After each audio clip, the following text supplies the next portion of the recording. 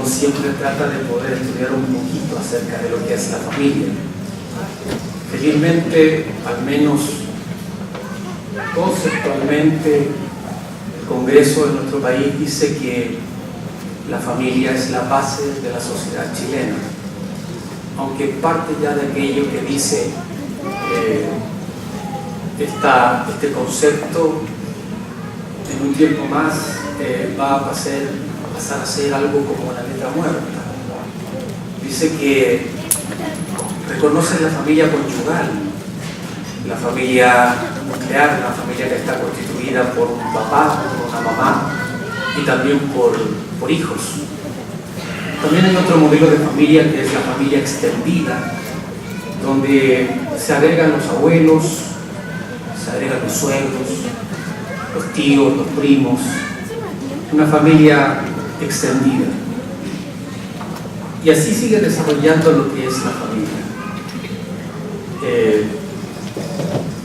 Yo soy casado, mi esposa se llama Lorelei, tengo 2 hijas, la Miki y la Yelena.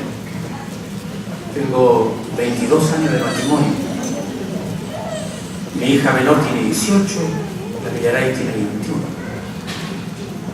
Y nos casamos muy jóvenes nosotros con Lorelei. Yo tenía 23 años y ella tenía 20 años. De hecho, para que mi esposa se pusiera a casar conmigo, tuvo que ir mi suegra al registro civil a dar su consentimiento. Y felizmente ella estuvo de acuerdo y lo dio.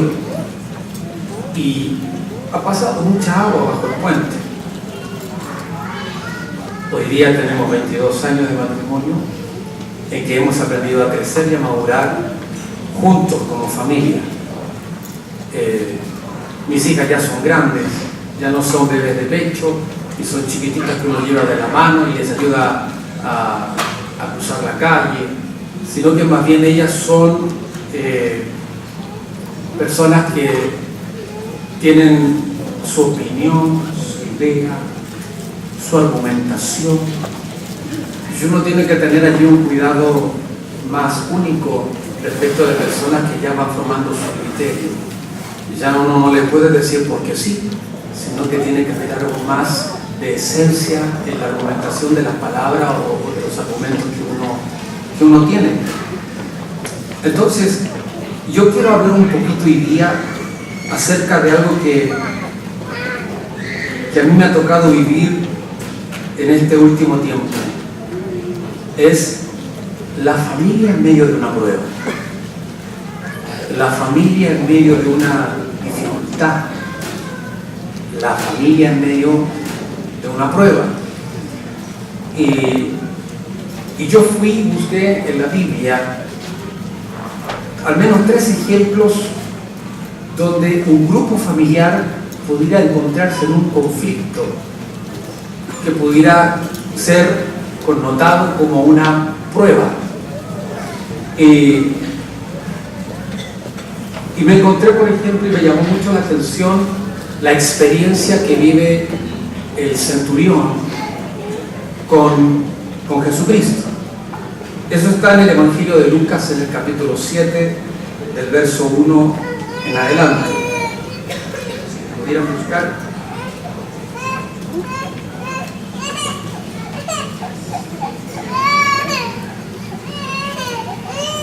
Lucas 7.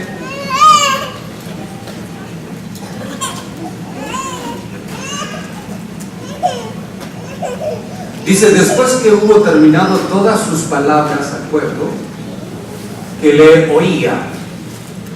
Dice ahí que le oía, pongan atención a eso.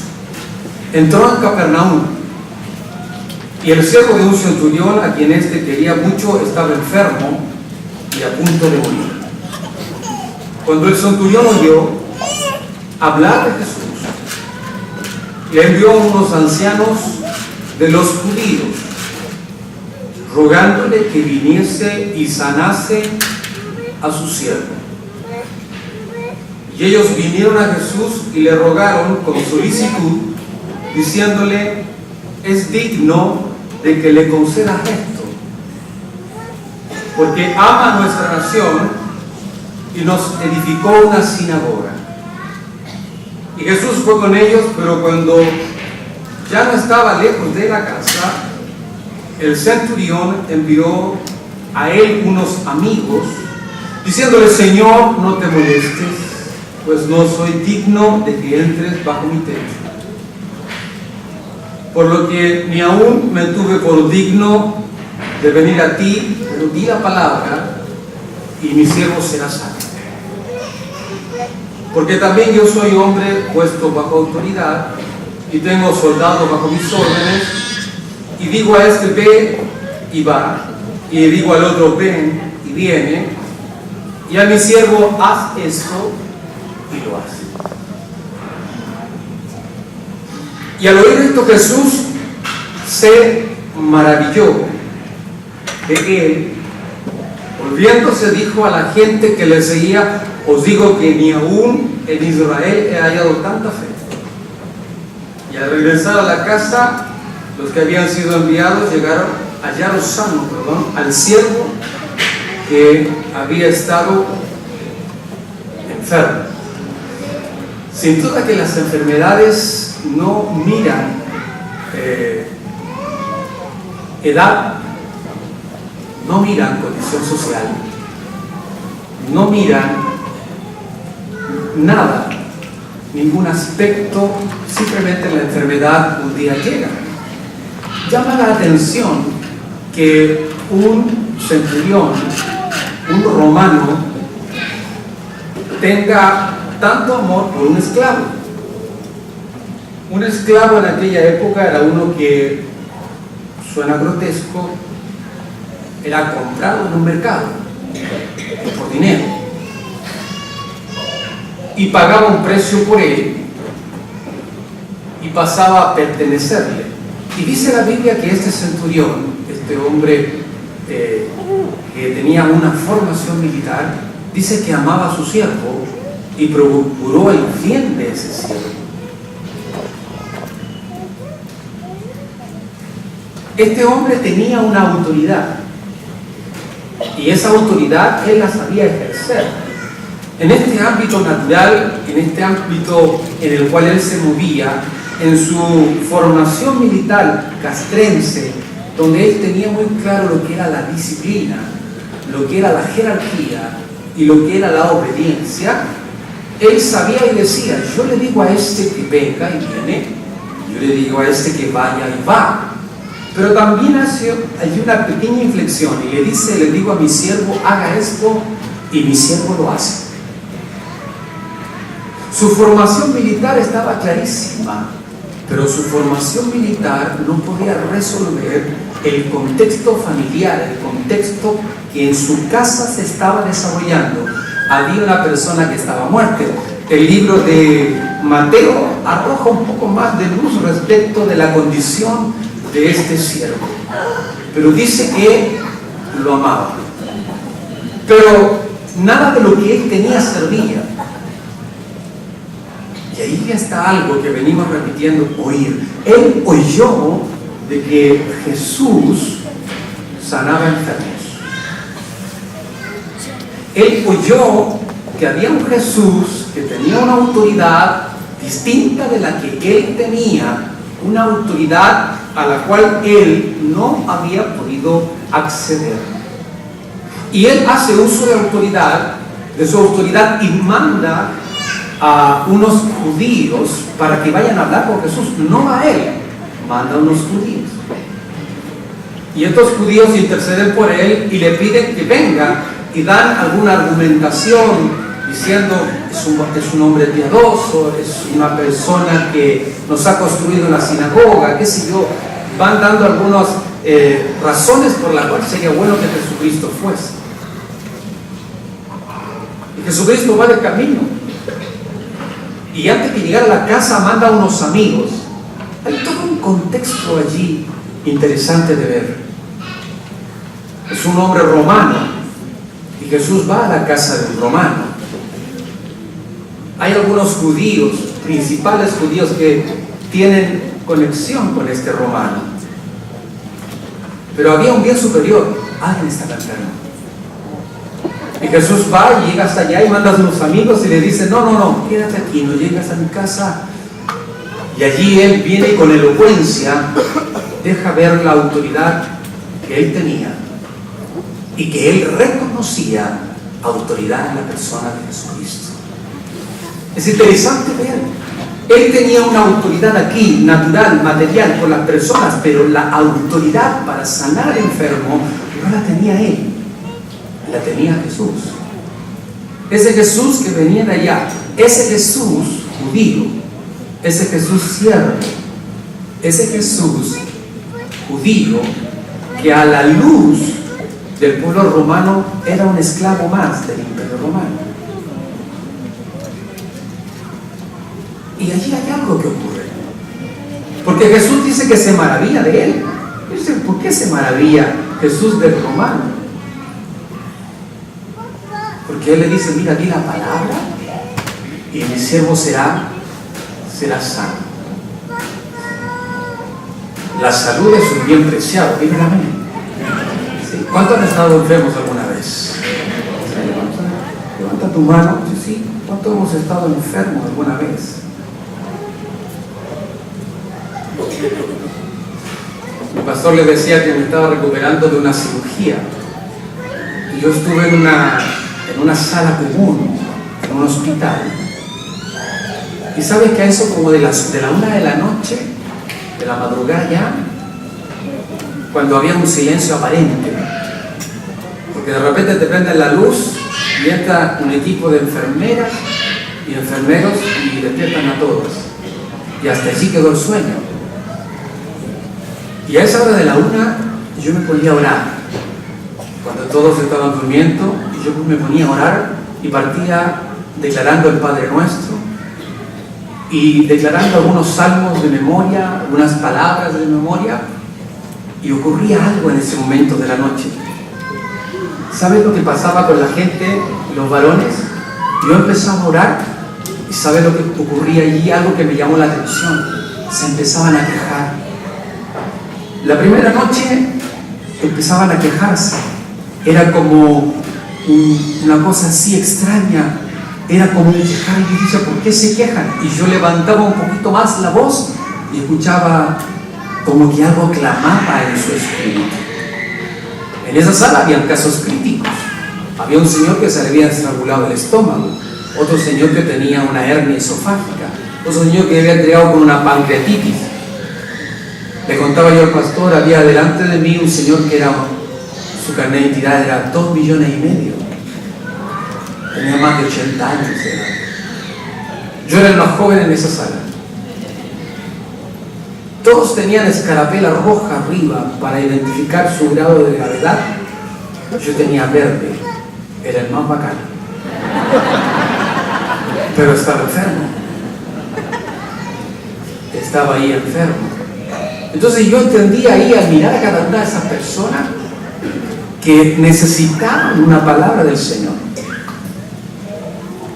Pero a mi lado derecho había un señor que era agnóstico y me enteré porque llegó un grupo de mujeres, 3, específicamente 3, declarando la palabra del Señor. Bien afiatadas, bien entrenadas, iban a lo que iban y a donde le decían que no, pasaban a la cama siguiente.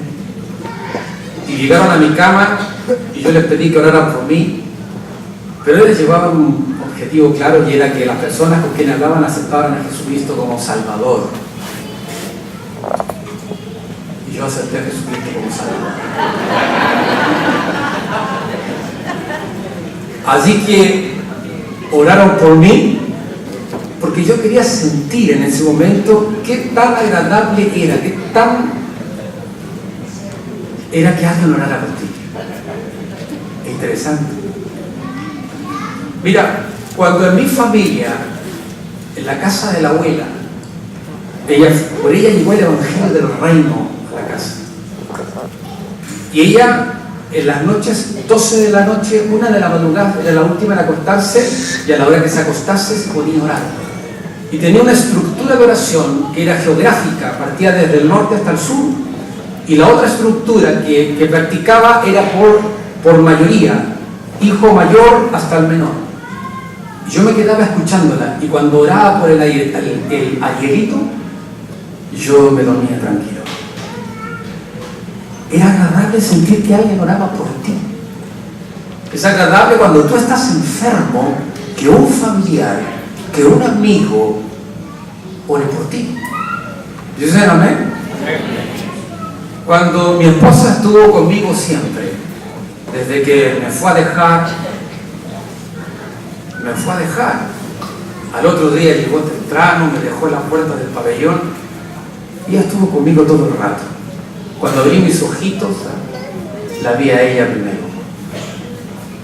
Y ahí estaba ella, elegante, distinguida. Sí, me alegré mucho de verla a ella ahí. La enfermedad llega. Y llega la familia. Después llegaron mis hijas a verme y me sacaron fotos.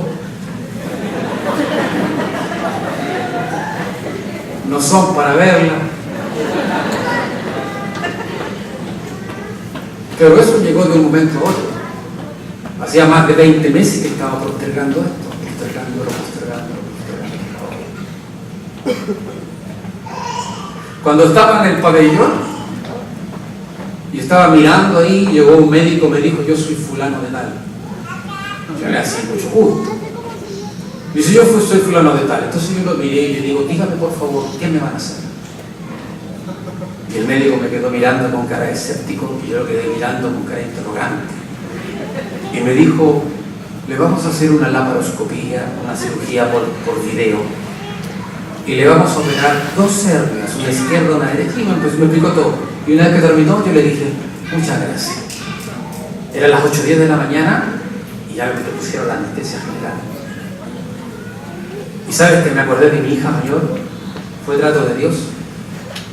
Cuando tenía 3 años, se quebró su brazo derecho. Se estaba bañando, cayó y se quebró su brazo. Y lo tuvieron que operar, tuvieron que hacer cirugía. Y ella discutía con el médico, porque el médico le decía: ahora te vas a dormir. Y él le decía: no, no me voy a dormir. Sí, le dijo: te vas a dormir. ¿Cuánto está bien? No, no me voy a dormir. Yo quiero a mi papá. Dice: ¿cuánto está bien? No, no quiero contar. Y se quedó dormida. Y en ese momento, cuando me la hicieron a mí, me acordé de ella. Sí. Entonces el médico, el anestesista, me dijo: respire profundo. No quería respirar profundo. Me dijo: respire profundo. Y me quedé ahí. A la segunda, tercera ventila ya no me acuerdo. Pero ahí te da susto. Yo ahí le dije: Señor, tus manos comiendo mi espíritu. No hay nada más que hacer. El centurión tenía fe. Tenía fe. Él no podía resolver aquello. Pero sí había uno que tenía la autoridad que él no tenía para resolver aquello. Él tenía autoridad en este mundo natural, material, pero Jesús tenía autoridad en el mundo espiritual. Esa es la autoridad que tenía Jesucristo. Y el centurión lo que hace es reconocerlo. Le dijo: ven y va, y le digo a mi siervo: hazlo.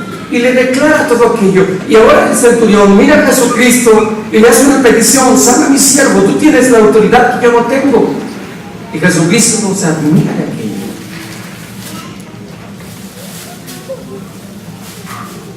Y se da vuelta a la gente para decir que estaba maravillado. Di conmigo: maravillado. La Biblia dice que cuando Jesucristo hacía un milagro, ¿qué hacía la gente? Pero nosotros somos tan flemáticos, somos a veces tan contenidos. Yo soy uno de ellos, que cuando el Señor hace un milagro no nos maravillamos. Oye, Dios hizo un milagro. Quizás será porque lo hizo con otro, no lo sé. Pero Dios hizo un milagro, debemos alegrarnos y contentarnos. Y la gente se maravillaba producto del milagro que había acontecido. Digan amén. ¿Cuántos esperan un milagro? Levanten la mano. ¿Cuántos esperan un milagro? Un milagro de Dios. Yo creo que el convertimiento, el arrepentimiento y el convertirse es un milagro de Dios en nuestras vidas. En mi familia, mi madre, cuando chico, yo le golpeaba la puerta.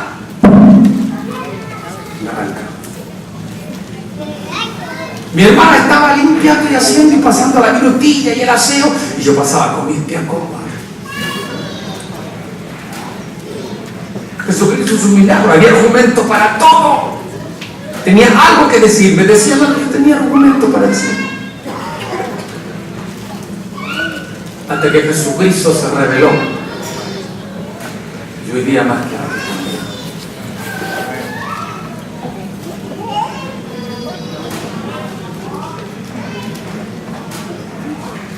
Veamos en Mateo 15, por favor.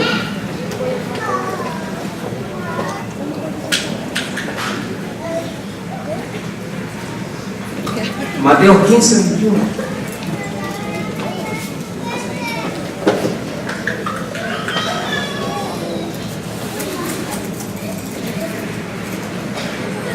Dice, saliendo Jesús de allí se fue a la región de Tiro y de Sidón.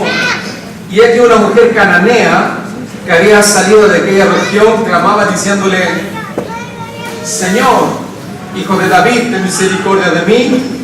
Mi hija es gravemente atormentada por un demonio. Pero Jesús no le respondió palabra. Yo no sé si yo me hago una pregunta.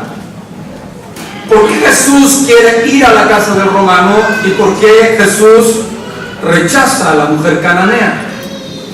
La mujer le gritaba: Jesús, hijo de David, que ten misericordia de mí, y le da la razón. Su hija estaba gravemente enferma, atormentada por un demonio. Pero Jesús no le respondió palabra. Entonces, acercándose a sus discípulos, le rogaron diciendo: escríbela, atiéndela, despídela, porque da voz detrás de nosotros, ¿cierto? Y él respondiendo dice: no soy enviado sino a las ovejas perdidas de Israel, de la casa de Israel. Entonces ella vino y se postró ante él diciendo: Señor, socórreme. Respondiendo él dijo: no está bien tomar el pan de los hijos y echarlo a los perrillos. Y allí ella arremete y dice, y ella dijo: sí, Señor, pero aún los perrillos comen de las migajas que caen de la mesa de sus amos. Entonces respondiendo Jesús dijo: oh mujer, grande es fe. A veces no todo es a la primera. A veces no todo resulta en la primera vez, en la primera instancia, en la primera oración y ya. A veces hay un cierto tiempo que esperar. De ahí donde está esta palabra de una sílaba llamada fe. ¿Qué es pues la fe? La certeza de lo que se espera, la convicción de lo que no se ve. Por la fe, todo lo que nosotros vemos fue hecho por aquel que no se ve. Qué importante es la fe de aquel que ha sido llamado, aquel que se le proclamó, que creyó, se bautizó. Qué importante es la fe para los discípulos. En este siglo todo se compra y se vende, pero fe no se compra y se vende. Lo que tú quieras hoy día puedes comprar, pero fe no puedes comprar. Dice la Biblia, y lo hemos repetido en varias sílabas, dice que la fe viene por el oír, y oyó. El centurión era un hombre que estaba enterado, digan amén, era un hombre informado.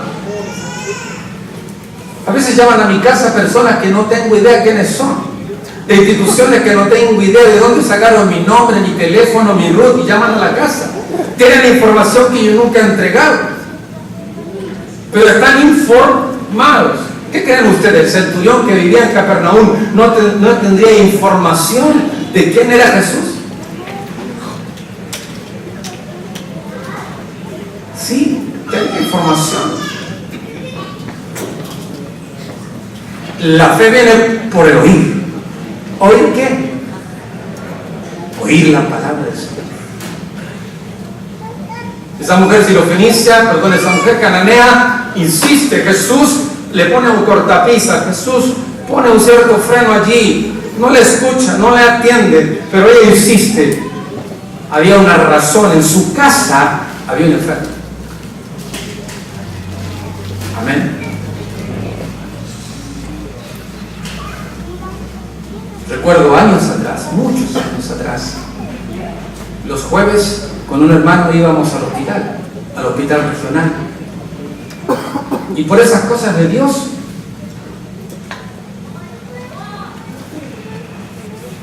nos las ingeniábamos y siempre entrábamos. Y a veces en las estaciones de enfermería no se daban ni cuenta, y nosotros íbamos a ver a algunas personas que jamás volvimos a ver en algunos casos, pero en algunos casos sí supimos de ellos. Personas que después de haber orado por ellos, partieron en los brazos del Señor. Y uno se preguntaba, Señor, ¿y cómo esto? ¿No tenían que sanarse? No, partió. Un día me recuerdo de haber orado por una mujer en un tercer piso, de haber llegado abajo, y los familiares se comunicaron diciendo que después de haber orado por ella partió. Solo entendemos que lo pasó el Señor. Necesitamos activar esta fe en nuestra vida. El llamado de Dios es a este camino superior. Es una dimensión distinta.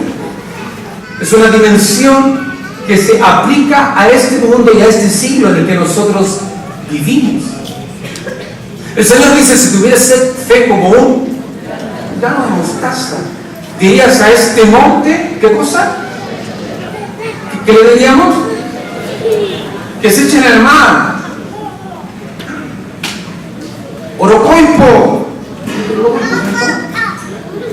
sácate al mar. ¿Se imaginan cómo sería eso? Pues dice, no, pero que eso es literal. Pero la fe es poder.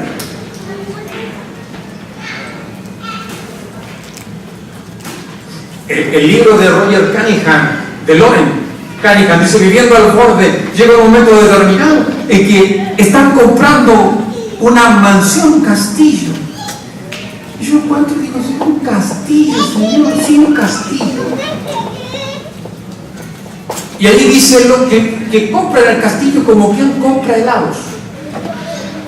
Y que los recursos para comprar aquel bien empezaron a llegar de diferentes partes del mundo. En algunos casos fue sencillo, pero en otros casos fue un poquito más dificultoso. Pero siempre estuvieron ellos atentos a la voz del Señor, a la palabra de Dios, que Él les había hablado. Digan amén. Amén. A veces la fe tiene algún grado de obstáculos, lo que le pasó a la mujer cananea. ¿Sí? Sí, tiene algún grado de obstáculos. Hay otro pasaje también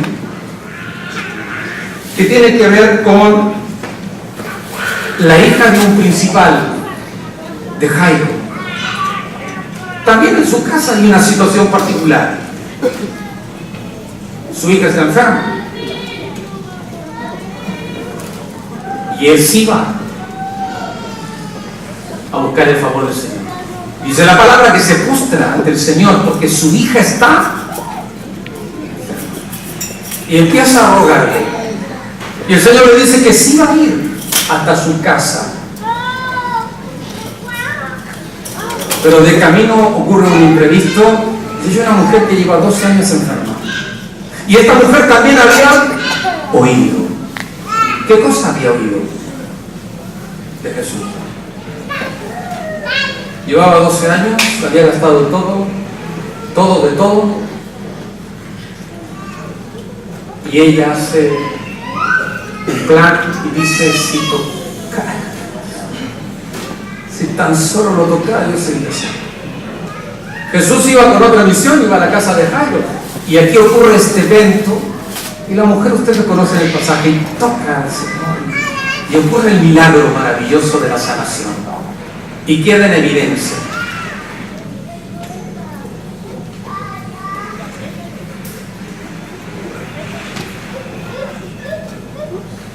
Pero antes de que llegara a la casa de Jairo, le llega la noticia que la hija había muerto. Y el Señor le dice: Jairo, no temas, solo tienes que creer.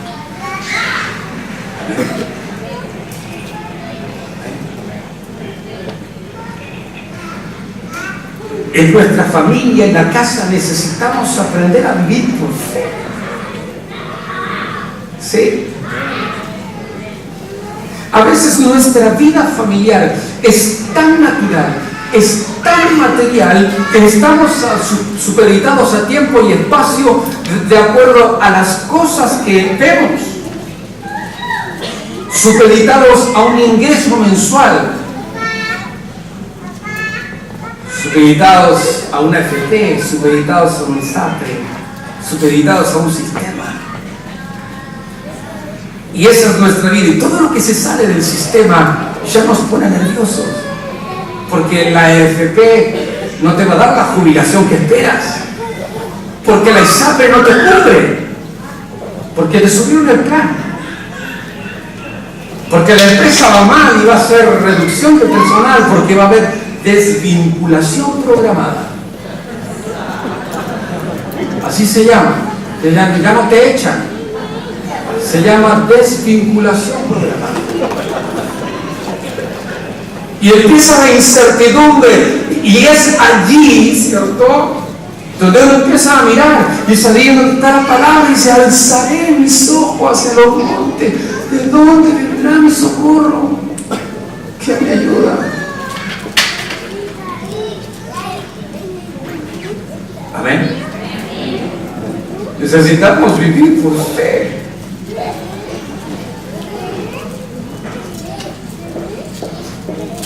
Ese día que estaba yo en el hospital, se fue de alta el más longevo de la sala, este caballero de 2,5 millones del sur. Y sabe, llegó la abuelita, su esposa, llegaron los hijos, eran del campo, de por acá, de Santa Cruz. ¿Y sabe lo que traía la abuelita? Cuando llegó la abuelita ahí y vistió a su esposo, lo vistió. ¿Sabe lo que es vestirlo? Lo vistió, lo ordenó y chocotó. Y después que lo arregló, sacó ella de su bolsillo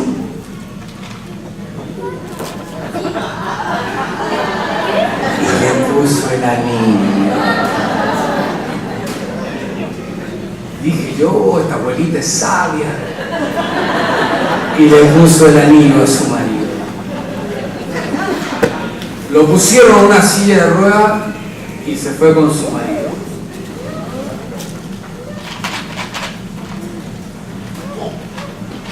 Nuestra vida, nuestra vocación de fe tiene que ser práctica.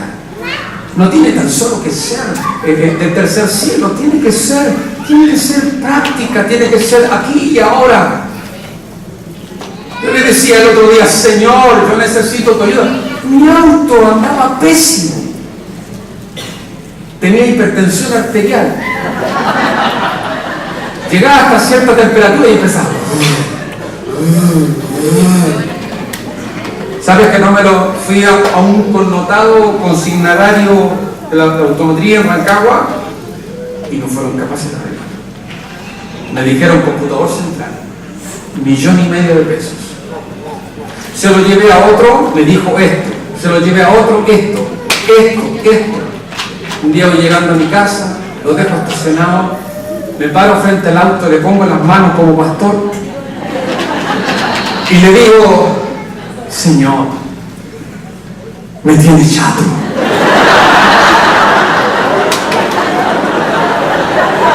Yo le digo: Señor, mi fe me tendrá que alcanzar para esto.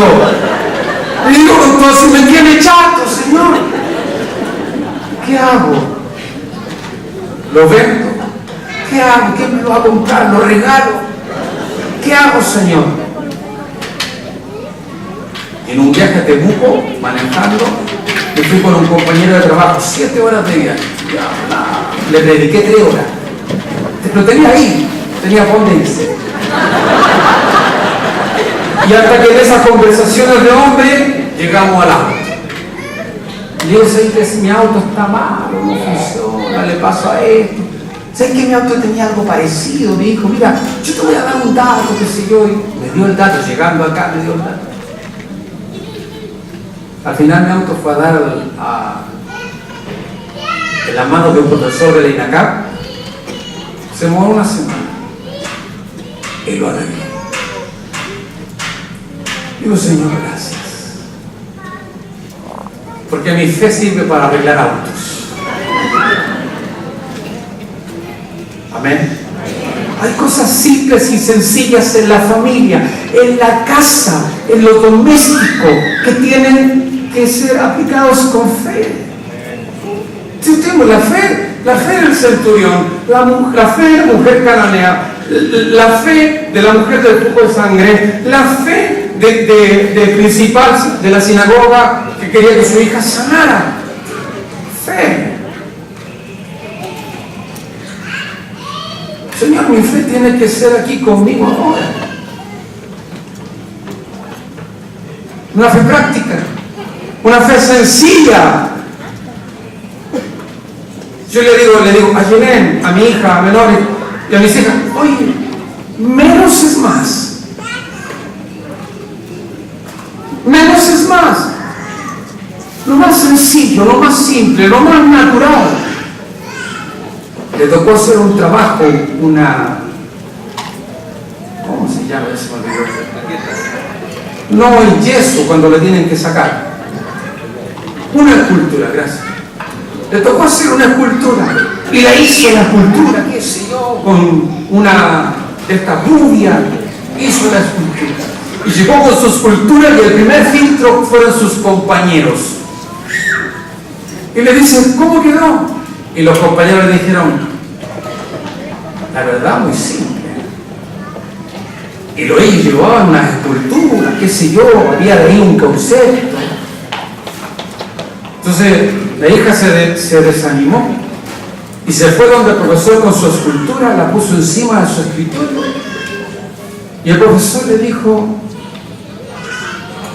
la miró y dijo, simple, sencilla, pero eso es lo que yo estaba pidiendo, un 7. Y ella salió de la oficina del profesor, cerró la puerta y hizo. Así me dijo ella. Señor, la fe nos tiene que alcanzar para las cosas sencillas y simples de la vida. ¿Están de acuerdo en esto? ¿Habrán pruebas en la familia? Van a haber pruebas en nuestra casa, en nuestra familia. Sí. Y es allí donde nuestra vocación de fe se pone a prueba. Y esta fe viene por el oír. Y aquí está una cuestión, aquí está al parecer el kit de la cosa, el secreto, el truco. Aquí hay que oír. Hay algunos que cuando tú le vas a hablar, dicen que oyen, dice la Biblia, pesadamente. ¿Lo sé? Una vez se va a alguna sala de clase y uno ve a los jóvenes y uno sabe, tío, ¿quiénes son los que van a atender bien? Algunos están echados en la silla, otros refalados en la silla, otros mirando para el lado. Si uno sabe, mira, este está atendiendo, este no, este sí. Y están oyendo pesadamente. Mirad bien cómo oís. Lo que hoy día vivimos hace 10 años fue ¿qué cosa? Nuestro futuro. Hoy día estamos viviendo nuestro futuro. Hace 10 años atrás es nuestro hoy. Por eso el Señor dice, el sembrador salió ¿a quién? A sembrar. Y el que oyó la palabra, de ahí empieza otra vez. Oír, oír, oír. ¿Qué voy a oír? La palabra de Dios, para que la medida de fe que Él puso en mí se pueda activar. A veces está inertizada, ¿cierto? Fosilizada. Hay algunos que dicen que le han robado la capacidad de creer. Hay algunos que anhelan creer, pero no pueden creer. Y allí donde está la demanda que se nos vuelve a nosotros de predicar el hecho de Cristo, el querigma de Cristo con poder, para que sean movidos ¿a qué? A la fe, para que crean. ¿Dicen amén?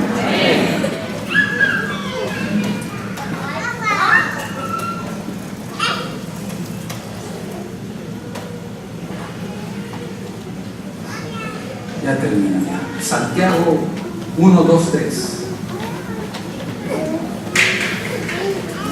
Santiago capítulo 1, versos 2 y 3.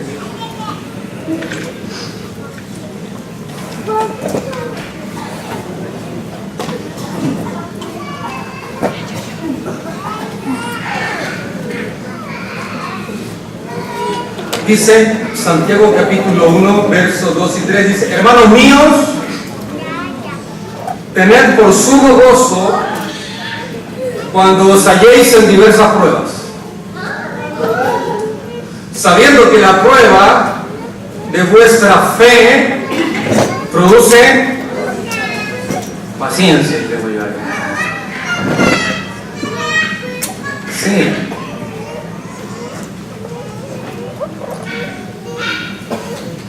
Sí, hay pruebas, pero la prueba hemos de pasarla con gozo. Ese gozo que no es una emoción, que no es un sentimiento, sino es la convicción de que tengo algo que Dios me ha dado. Eso es el gozo. Pero de que van a venir pruebas, van a venir pruebas. Y cuando venga la prueba hemos de estar, como dice la palabra del Señor, firmes. ¿Cierto? Oye, firmes. En el campo dice, oye, tienes que respirar profundo, hinchar los lomos, ¿sí? Y tenéis que tirar. Tenéis que tirar, tenéis que echar para adelante.